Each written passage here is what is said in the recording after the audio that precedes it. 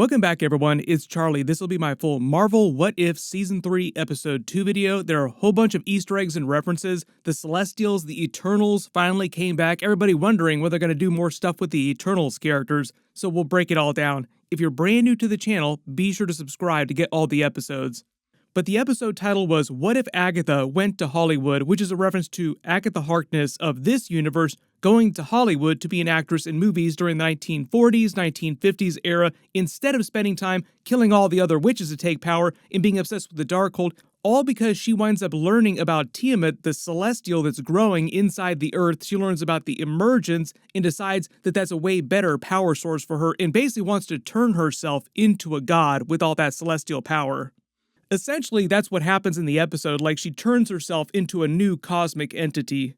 Teaming up with Kingo from the Eternals, and even though he was like the main Eternal character in the movie, they did include the other Eternals characters, like they referenced them, but he was the only one you actually saw on screen. He was relevant because you remember at the time he had been a Bollywood star for a while, making all kinds of movies just across history, pretending to be his son, then his grandson, and so on and so forth as time went on to disguise the fact that he never aged. That was part of the whole joke of the characters. Originally, he said his assistant, who started working for him when he was a young boy, eventually thought that he was a vampire and tried to stake him, which obviously didn't work until he finally just told him the truth. They team up working for Howard Stark, who also has Jarvis with him in this, the younger version of Jarvis that we saw during the Agent Carter series, who also came back during Avengers Endgame too. Even though most people, when they think of Jarvis, they think of Iron Man's AI that wound up turning into Vision eventually, in the context of the MCU, Tony Stark actually based his Jarvis AI on his family's original butler when he was growing up. So the Paul Bettany Jarvis was inspired by the original human Jarvis.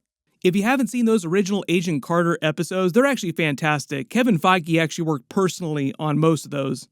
The big change to his character is that after World War II, instead of spending all of his time working on the Tesseract like he did inside the MCU, developing more weapons for Stark Industries like he would normally do, he decided to start a movie studio, and then Agatha saw that as an opportunity to find a way to weave her spell to steal all the Celestials' power, because she needed a really big production to do it and a bunch of money, so she wanted to just take his money. The other big Easter egg here too is that Howard Stark starting his own movie studio is meant to be a reference to real-life Howard Hughes, who the character Howard Stark in the MCU is meant to be based on. It's a little different in the comics because when they created the Iron Man character, the Tony Stark Iron Man character back in the 60s, he was based on Howard Hughes. But because all those main MCU characters were time-shifted forward, like they're much older than they were in the comics, they just used the Howard Hughes comparison for his father Howard Stark. Howard Hughes in real life ran his own movie studio, movie company for a long time, making movies. He almost bankrupted himself doing it. There are a couple references to that during this episode too, where Howard Stark is saying, doesn't matter how much money it costs, we'll reshoot it as many times as we need. That's something that Howard Hughes did in real life, like he almost went bankrupt making movies. They start the episode with a custom 1940s black and white version of the Marvel animation logo with an old-timey version of the Marvel fanfare, big band style, as if you're watching this movie play out, but the context is that we're actually watching them film this movie about Agatha trying to turn herself into a god. They start the fake in-universe movie with a regular person in a celestial costume, banging the gong designed with a bunch of celestial symbols. Like all around this are all these celestial symbols that are part of Agatha's spell. So like all the designs are literally just the sigil that she's drawn, like the spell circle to channel all this energy.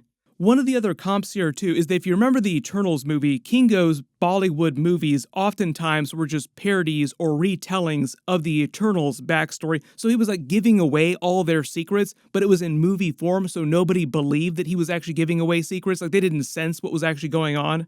The Watcher narrates like he's narrating the movie, but it's the origin of the Celestials and the dawn of the MCU universe. They made some changes to the origin of the universe in the comics, so the whole origin story is a little bit different in the comics than in the movies. These 6 people walking to the front of the stage are meant to be the first Celestial host after the creation of the universe. The beginning of the movie is basically meant to be the origin of the MCU, in fact. There are many iterations of the Celestial host in the comics, but this first MCU one, I think is supposed to be Arishem the Judge, who's meant to be the leader, Eson the Surter, who we saw during Guardians of the Galaxy, Nowhere, who we also saw during that movie. I think he's supposed to be Jemiah the Analyzer, this one here. Then I think there's Nazara the Calculator, Hargan the Measurer, and maybe Zirin the Tester. Jack Kirby created a whole bunch of Celestials, so like these could be any number of those.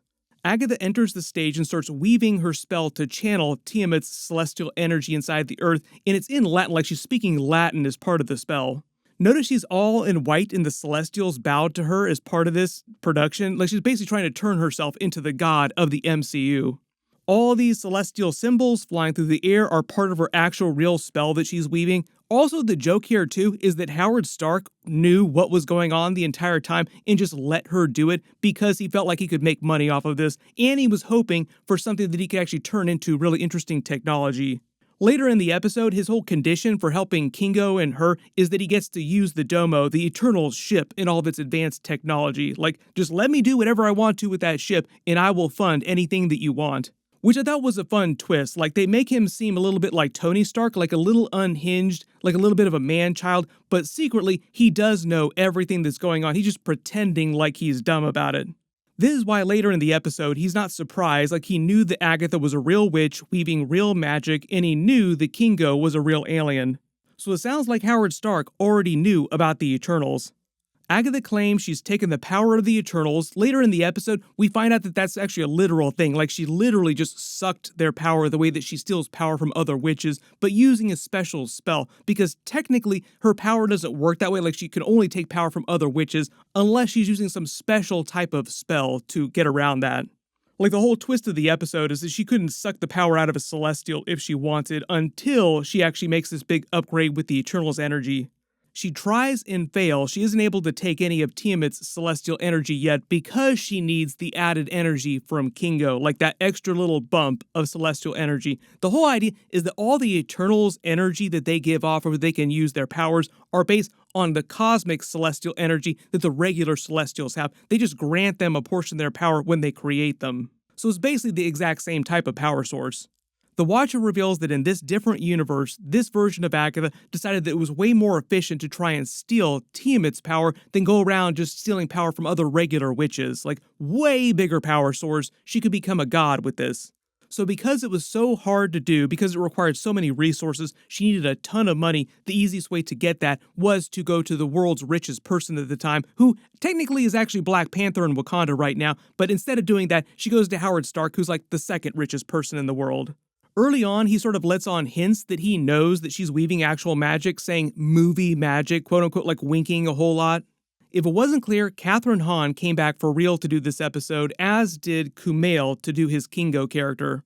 One of the other big twists of the episode, too, is that after they were done, Catherine Hahn actually said that because they did this big Celestials, Eternals story with Agatha trying to turn herself into a god, now they had to try and do this in live action. I don't know that they'll actually do it exactly like this in live action, or she'll have some big crossover with the Eternals or the Celestials characters, but it is possible now, because she just had a huge crossover with Mistress Death, big cosmic entity, during Agatha Season 1, and they're apparently doing Agatha Season 2 now.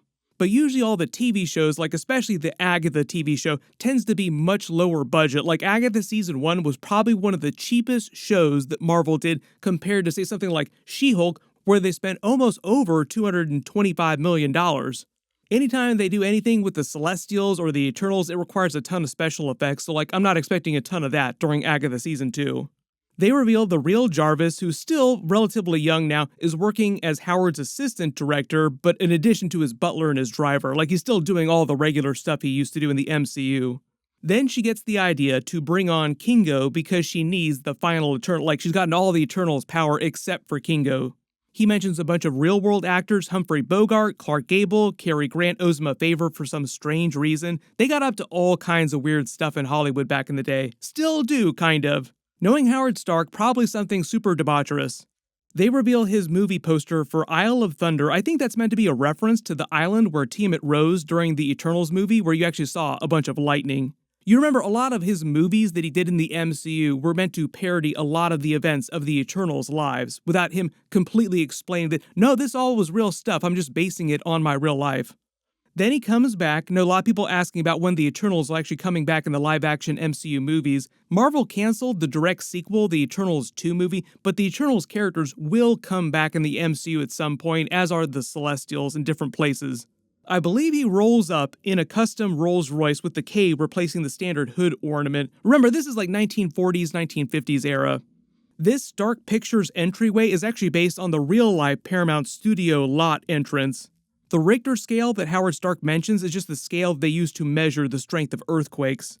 A lot of their dialogue here is also very tongue-in-cheek, giving away the actual plot. Like Kingo says, he was born to play this part because he is a celestial robot with a whole bunch of cosmic power. When he says he's been preparing for their showdown for quite some time, that's a reference to the emergence and the idea that they came at the dawn of civilization about 7,000 years ago to help Tiamat mature by causing the population on Earth to grow as fast as possible.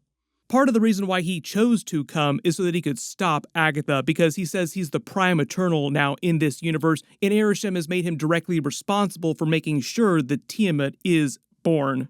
They mentioned Busby Berkeley. He's actually viewed as one of the greatest choreographers in big musicals history. He was very active during this period when they're actually making this. They reveal the movie that they're actually making, that Agatha is making, is called Galactic Queen, because, like I said, Agatha is trying to turn herself into a god. The S. Dunstan camera operator on the slate here is actually a reference to the real-life Simon Dunstan, who was part of the production crew of the What If TV show that's actually making these episodes we're watching.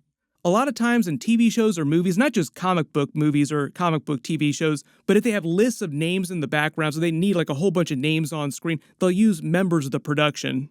They redo the same scene from before, but with Kingo now improvising a big Bollywood number. All the dancers here are meant to be dressed like his purple costume, like they're meant to look like versions of Kingo. And they basically treat this like a big dance-off battle number, like Guardians of the Galaxy style. And it seems like Kingo was trying to get Agatha before this, and that's why he was interested in coming. Like, he knew that she was trying to steal Tiamat's power and stop the emergence, and he wants to prevent that. Howard Stark calls him the Eternal Champion because this is based on the Eternals, and they reveal that Howard Stark knew that he was an Eternal, so like Howard Stark is also talking very tongue-in-cheek too, like, I know what's going on here. When he says staying her hand, that's also a reference to Kingo trying to stop Agatha from stealing Tiamat's celestial power, but she obviously winds up convincing him long-term in exchange for being able to make as many movies as he wants by appealing to his vanity. The other Easter egg here, too, is you might remember they did a cosmic dance battle on Legion like this between him and the Shadow King, who was also played by Aubrey Plaza, who's now the cosmic entity Mistress Death in the MCU. We literally just saw her during the Agatha series. Their cosmic dance battle was more like a psychic dance battle just because of the way their powers were taking place inside their mind space. She says she's been waiting lifetimes, as in multiple, for him to show up because remember, she's not totally immortal, but the way that she steals power and it keeps her young makes her functionally immortal. There's a lot of turns of phrase in jokes about Hollywood terminology, like movie-making terminology too. When he says he's here to put her in turnaround, that's basically development hell for like a movie or a TV show when development stalls out and it's paused indefinitely. Like, that's what happens instead of it getting canceled. Probably never gonna happen, never gonna hear about it again, but they're not officially gonna cancel it. So it's like he's gonna permanently deal with Agatha. She reveals she knows what's going on with the Emergence, the Celestials, all the other Eternals. When she says number 1 on the call sheet too, that's what a lead actor of a movie or a TV show is called. The call sheet is the order in which the actors show up on set to start filming the episodes of the movie. Then he tries to actually start killing her with his celestial powers, and she reveals that she has somehow stolen Makari, Thena, Gilgamesh, the rest of the Eternals' abilities, naming off a couple of them, but she's gotten the powers from all the rest of them already. Like, you see her use all the Eternals' different abilities against him here, which surprises him, and she reveals that she's literally got them stored in a shed on the lot. Like, oh yeah, I got them over in the creature shop. They look like other creatures. Meaning that they're not dead. She brings them back at the end of the episode and gives them their power back. She hands him his ass and gives him a join me or die kind of look, and Howard Stark makes a Hindenburg reference. Most people know what the Hindenburg is, but if you don't, it's a German airship that blew up because it was using hydrogen to float. When she says the third act surprise, it's meant to be a reference to the actual emergence of Tiamat being the big third act reveal in the Eternals movie. There's also a joke like this during Deadpool and Wolverine where he talked about a big third act reveal of Wolverine's trauma. Want to talk about what's haunting you, or should we wait for a third act flashback? Typically in movies, that's where you have some big WTF reveal. Agatha claims that she's doing this, trying to steal Tiamat's power to stop the emergence and save Earth, but really she just wants the power for herself. Like, that's the reveal later in the episode too. He has to talk her down from that, because for a little while, like for a hot second, she's about to wipe the planet and remake it in her image. When he says the emergence is going to lead to the creation of billions more lives, what that means is that in the MCU, the whole idea is that the Celestials create suns that help create other galaxies, which leads to the rise of like billions of other races eventually expanding the universe. So if the Celestials stop being born, they would slowly die off, stop creating universes, and the universe would slowly start to contract and die. But in order for that to happen, in order for them to grow the universe, they have to sacrifice small portions of it, thus the emergence happening on different planets all over the universe. She shows Kingo more of his movie posters. Bagra Time, Never Cursed, I think are also meant to be parodies of the Eternals backstory in the Celestials. Red Heron also sounds a little bit like a reference to a red herring, which is a big movie trope. Might also be some sort of communist story because like during the 1950s, for example, there was a huge communist scare where the FBI went around the United States going after anybody they thought might be one. This is like very early Cold War era. When he says he'll help her, but he'll need his own shingle on the lot, that's more movie terminology. When an actor or like a producer gets their own production studio or office on an actual movie studio lot. They don't really do it that much anymore, but like super powerful directors, producers like Steven Spielberg, other mega directors get ones like that, where they basically have like a place at the actual studio where they're guaranteed to get their movies, their TV shows made. So basically Kingo is like, yes, I will do this for you if you sign me to this big picture deal, you let me do whatever movies I want to do, and you agree to let me make a bunch of my own movies as well on top of that. They get a little inside baseball with some of the movie making terminology during the episode. He jokes about wanting to make more experimental movies. This is mostly just a reference to the evolution of movies and genres as an art form in general across history. He's like, I want to make super weird experimental movies, which Agatha sounds like she can't stand. Like, that sounds terrible, but whatever, I'll do what I have to in order to get all this power. Just as she starts to take his power, Arishem the Judge judges them and says he's coming to destroy the planet, basically to wipe them and help Tiamat emerge. Which is basically why Agatha needs to evolve herself into a god so that she has enough power to actually stop him from doing that. When they say they're not each other's type, like they're not a couple, it's because she's a lesbian, she's like in a long-term situationship across history with the cosmic entity Death, and Kingo is a celestial robot, not really capable of having children. They decide to use the Griffith Observatory to complete the spell. That's actually a real place in Los Angeles. They've actually done a lot of filming there in the past. Howard Stark says he's going to buy it so they don't need to get a permit to film there, which is a very Howard Stark kind of thing to do. Kingo brings the domo, I think because they just wanted to have the domo in the episode, like, well, we're doing the Eternal stuff, why don't we do their crazy alien spaceship? Howard Stark does the big reveal of him knowing exactly what was happening the whole time and agreeing to help them on the condition that he gets to do whatever he wants to with the Eternal ship after this. All the Eternals, the celestial technology, would advance Stark technologies exponentially, so anybody who is any kind of scientist or technologist would salivate at this opportunity. One of the other jokes here too is that he said that he thought that Agatha using actual magic to make movie magic would save him a ton of money in special effects, which is also very true. When they do the little meanwhile in space interstitial with the Watcher just kind of sitting there, it kind of reminds me of the Avengers Infinity War version when they went to the Guardians of the Galaxy, like, meanwhile, somewhere in space, they're just flying around. They show Arishem the Judge coming to Earth, flying by the Watcher. This is a little bit different the way they depict him moving around space inside the episode. I think they just did this for the purpose of the episode. Technically, in the MCU, they showed him folding space, so it's not that he just flies around in space. Space almost seems like it moves around him the way that he teleports. Agatha siphons Kingo's power like she does with regular witches, then takes Tiamat's power, and they do the black and white old-timey illustration to explain this. I actually love the way they did this. It's kind of funny. This basically renders Tiamat inert, so like it's not going to break out, it's just going to sit there in the core of the Earth's planet forever unless they go get it out of there. This basically has the effect of transforming her into a cosmic entity, like she's god tier now, about as powerful as Arishem the Judge, but winds up fighting him in like a huge battle that Howard Stark is filming with Jarvis as if it's an actual movie. Like they're basically trying to present this to the rest of the world who's watching it in the night sky as if they're just doing a crazy movie with a bunch of special effects. When they show the Hollywoodland sign, that's what the Hollywood sign used to look like. Originally, it was just created to advertise a real estate development in the area, like it was a glorified billboard for real estate development, but it got so famous that they just left it up afterwards and removed the land part of it. Notice the golden ball on her ring here on the finger? That's just meant to be a celestial core. They have their full-on celestial versus celestial fight. When she traps him, creating the magical pentagram, I think that's also meant to be a twist from like the end of WandaVision where she secretly reveals she created all of these sigils trapping Agatha.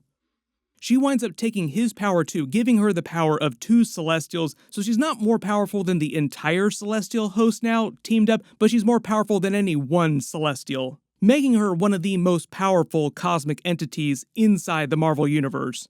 A lot of people asked about this during the Agatha episodes too, like how powerful is the cosmic entity Death? Well, like the idea is that she's based on an actual concept and you can't kill ideas, like you can't kill Death technically, but you can trap or chain Death and prevent them from actually claiming souls.